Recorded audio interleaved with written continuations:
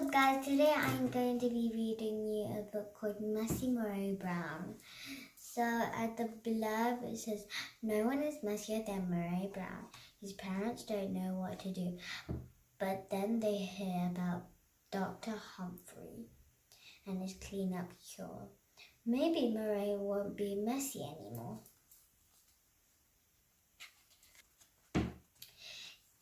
Before I read this story for you, I want you to think about what might happen in the story. The author and illustrator is Colin West, and today I'm going to be reading you the first chapter book I'm reading you on my channel. So,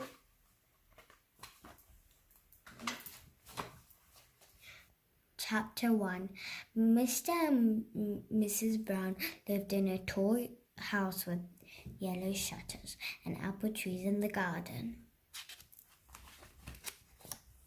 When they weren't at work, Mr. Brown did crosswords and Mrs. Brown made silk flowers. Life might have been perfect for them had it not been for their son, Murray. Murray Brown troubled his parents.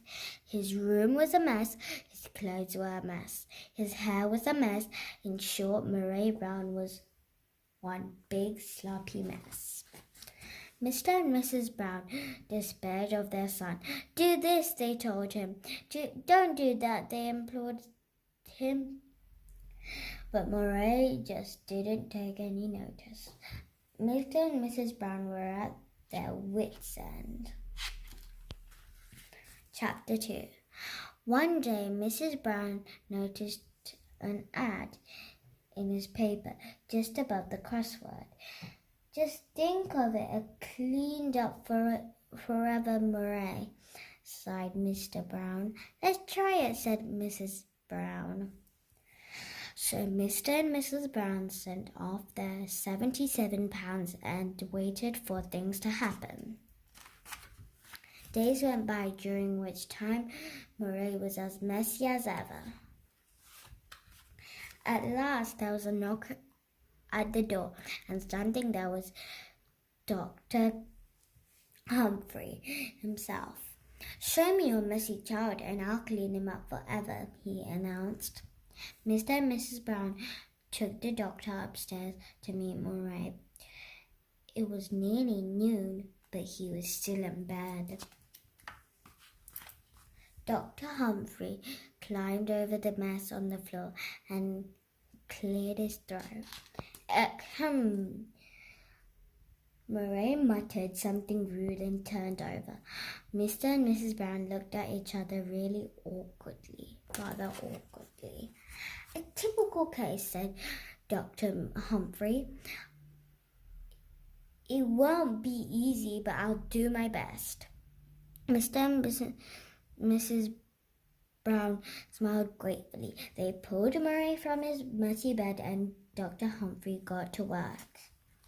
Dr. Humphrey dangled a watch in front of Murray's eyes and spoke in a slow, deliberate voice. He scribbled things in a notebook as Murray lay messily on the couch. 2 hours later, Murray Brown came out, looking different. His once messy clothes were tidy. His once messy face was clean. Mr. and Mrs. Brown was overjoyed. "We've got a son to be proud of," they chortled, hugging each other. Dr. Humphrey shook them all by hand and gave his card. "Just call if you need me again," he said. Then he left for his next cleanup forever. So, Chapter 3.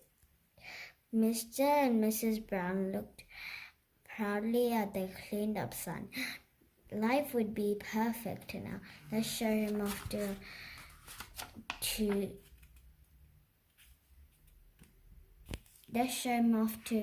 the neighbors, they hooted.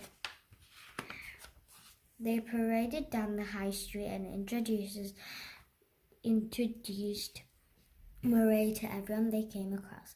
"I wish my son was as neat as yours," said Mrs. Dundee. My daughter could learn a thing or two from Murray, commented Mr. Rudolph. Mr. and Mrs. Brown beamed with pride. They walked around the block 16 times, then headed home. At supper time, Murray behaved perfectly. He used a napkin. He didn't pick his food. He didn't talk with his mouth full. He kept his elbows off the table. He didn't ask for second helpings. His table manners were impeccable. Tomorrow you could show him off to the family, whispered Mr. Brown. Chapter 5. Next day, Murray was up early. After he made his bed, pressed his trousers, and dusted his room, Mr. and Mrs. Brown took him to physical relations. Goodness me, how smart Murray looks, said Auntie Ethel and Uncle Dan. If only our Allison was half as tidy, said Uncle Max to Auntie May. Murray straightened a few pictures and perched on the sofa. When it was time to leave, Murray said goodbye most politely and wiped his feet on the way out. Come again soon, Murray. As soon as the Brown family arrived home that evening, Murray started tidying the living room. He dusted all the furniture, ornaments, and skirting board. Tut, tut, he muttered under his breath. I've never seen such dirt. Murray rearranged the chairs, plumped up the cushions, and then went up to tidy his room, although it was perfectly tidy already. Mr. and Mrs. Brown sat down for a cup of cocoa. Everyone agrees Murray is neat, Mr. Brown said. They certainly do, agreed Mrs. Brown. They sipped their cocoa quietly before going to bed. Next morning, Murray was up early again. He had work to do. What's that noise? Asked Mr. Brown as he woke up with a start. Mrs. Brown sat up in bed. Sound like a vacuum cleaner, she said. She was right. Murray was hoovering the stairs. Next, they heard the rumbling of the washing machine. Then they heard the humming of the dishwasher. It's not normal, said Mr. Brown. Kids shouldn't be neat and tidy all the time. Kids are meant to be messy. Mrs. Brown agreed. We've got the cleanest kid in town, she said. Everyone must think we're odd to raise such a son. We'll have to do something, they agreed. They dressed and rushed downstairs. Murray was dusting the pot plants. Stop it, Murray, his parents told him. You needn't be neat all the time. You can make a mess like other kids. Murray looked at them in horror. He didn't want to be messy. He wanted to be neat and tidy for the rest of his life. Murray washed the curtains as his parents ranted, and he scrubbed the floors as his parents raved. Then Murray polished the door knobs, tidied the mantelpiece, and ironed the newspaper. I don't like unnecessary excuses, he told them. Suddenly, Mrs. Brown remembered something. Dr. Humphrey's business card. She found it in the bureau where Murray had filed it away neatly. Quickly, she phoned the doctor's number. Can you come over straight away, she begged. It's an emergency. All right, but it may be expensive. We can pay, Mrs. Brown assured him. We just want our son back to how he is. Before long, Dr. Humphrey arrived. Murray was busy sweeping the driveway. They prized a broom from Murray's hand and took him inside. Dr. Humphrey sat Murray on the sofa and started the Rufus treatment. It took 3.5 hours. The doctor mopped his brow and led Murray over to Mr. and Mrs. Brown. Okay, he's back to how he is, told them. Just a normal, messy youngster. And Murray was a very bit as messy as, if not a little more so. Mr. and Mrs. Brown were delighted.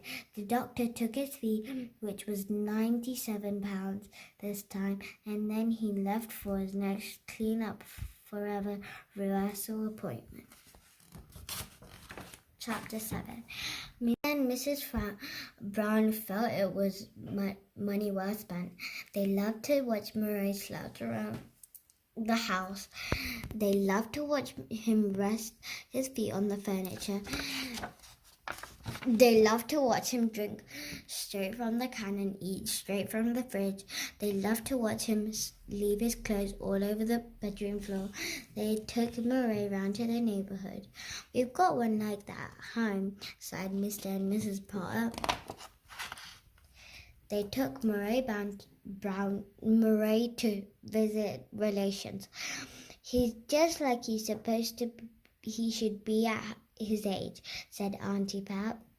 Everyone nodded, and Mr. and Mrs. Brown were proud of